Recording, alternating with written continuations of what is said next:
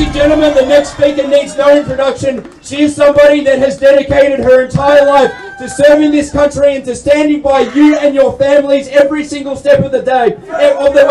She's sacrificed, she's been to jail, she's paid a huge cost for what she does. This is a woman who needs no introduction. Australia's daughter. Make her feel welcome, Senator Pauline Hanson. At a massive rally in Melbourne on the weekend, the One Nation leader Pauline Hanson launched a powerful counterstrike against the political establishment, declaring her movement is fighting back against mass immigration. The senator, introduced to a roar of approval, dedicated the entire address to her core mission, putting Australians first and ending the decades-long Ponzi scheme she says is crushing the nation's health and housing systems. The crowd, a sea of Australian flags and diverse faces, was instantly mobilised by her presence. Hanson opened with a humble recognition of their support, noting the unifying power of the national flag, while making an immediate declaration of purpose. To see the Australian flag set flying with pride. To see the people out there of different cultural backgrounds, I can see just by looking at you. But at the end of the day, we are all Australians together.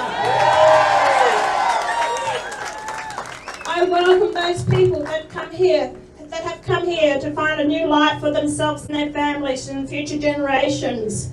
They've worked hard to be part of this great nation, and it breaks my heart to see the division that is happening. The division especially that is happening in this state, and it should not be happening.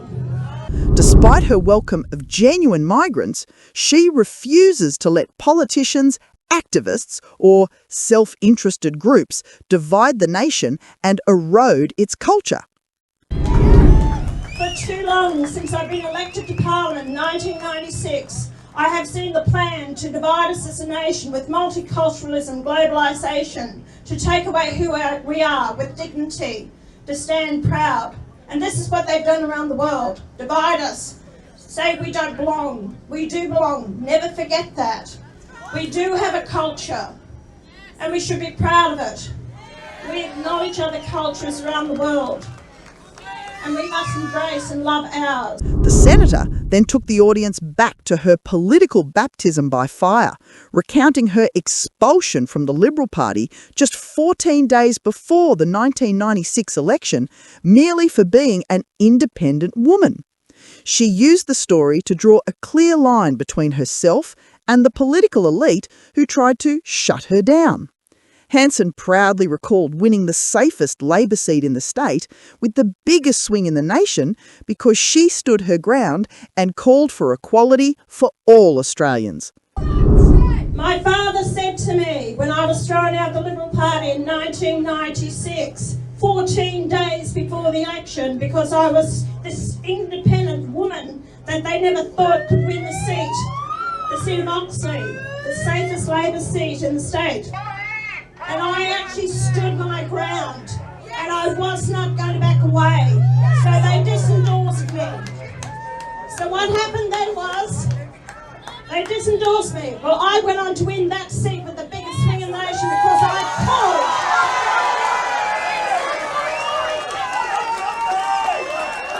called. The lesson? The establishment can try to shut her down, but the people will always judge them both at the ballot box.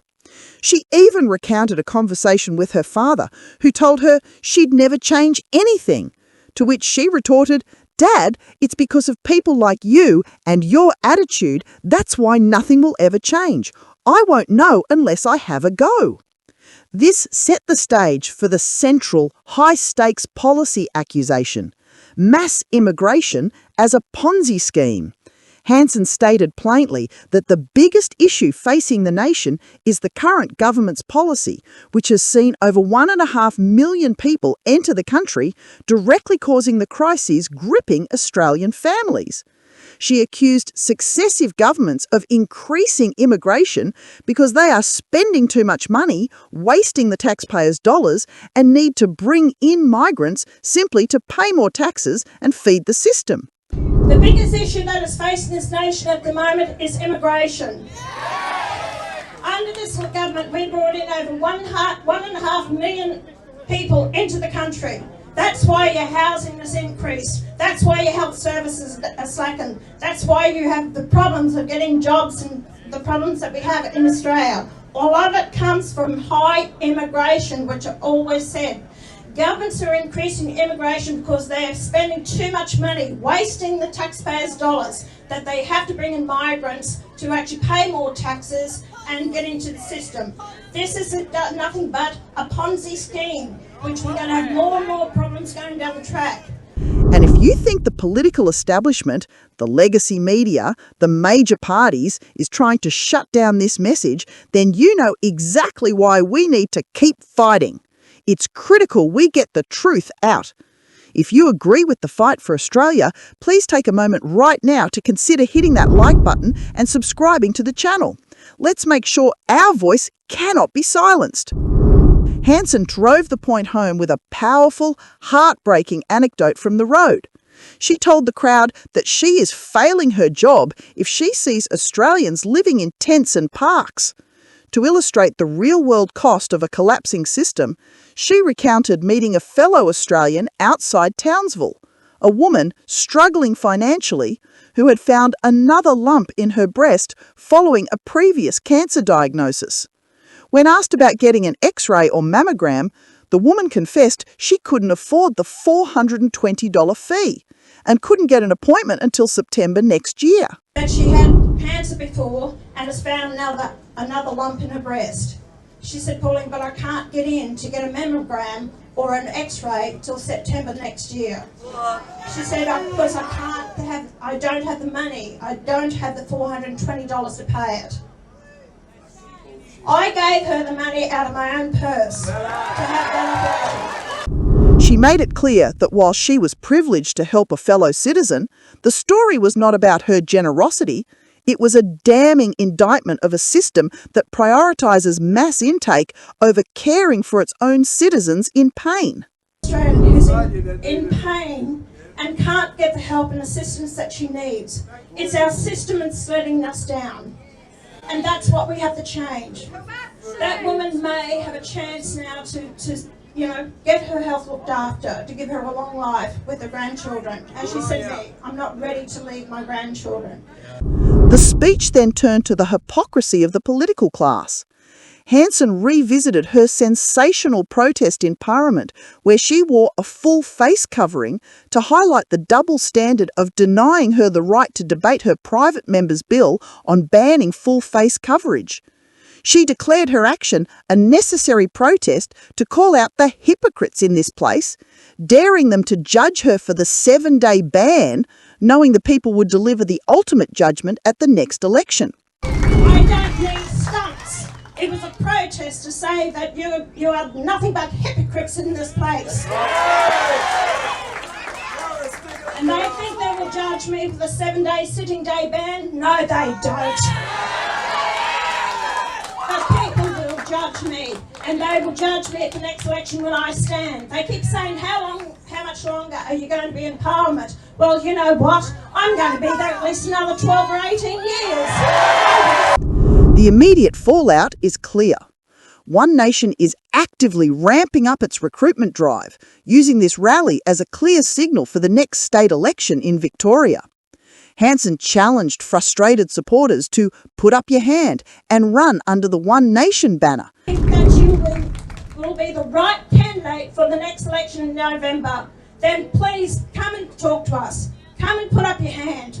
Don't think it's going to be jobs, sit back and do nothing, collect your pay, because I'll kick you out myself. And I've done it. And believe me, I will. I'm passionate about making change for this country, but it starts with you, the people. The power's with you. You decide if you want to use that power, because I tell you what, the politicians are frightened. They're frightened of change. The political opposition, the Labor and Liberal parties, are scrambling to contain the message, with critics attempting to paint Hanson as divisive, a label she defiantly rebuked from the stage, insisting she only seeks peaceful harmony.